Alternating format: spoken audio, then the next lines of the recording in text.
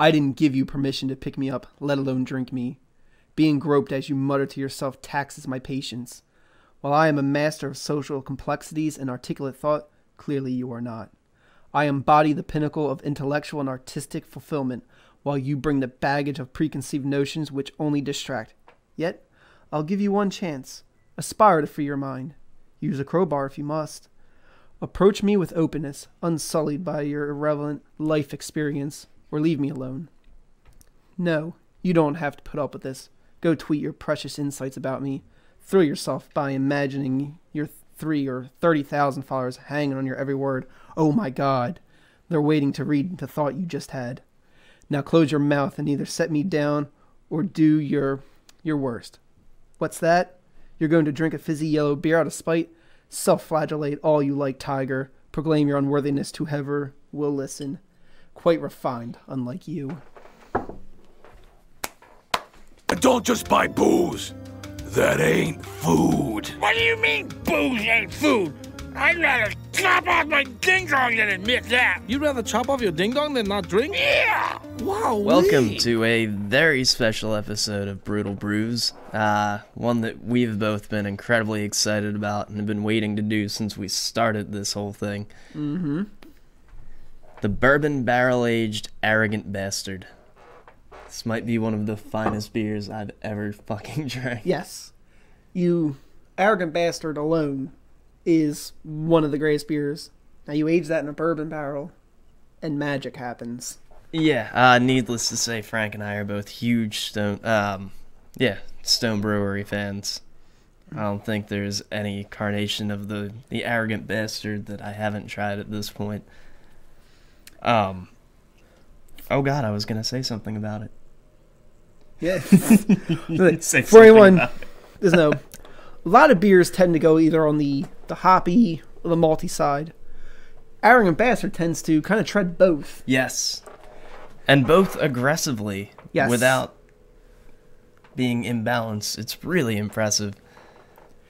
It's delicious. It's what should be done, period. Yeah. Yeah, I'm not going to disagree with that. So, the beautiful thing about this is it is a, what I would consider a classic microbrew at this point. Revamped perfectly. Similarly, the album that we're pairing this with, Exodus's Tempo of the Damned, which was, in its own right, kind of a comeback album for Exodus, with almost the original lineup. Yeah. Unfortunately, they had a death to deal with, which makes things a little difficult. But the album is excellent. It's exactly what you would have wanted after a 10-year disappearance of a band.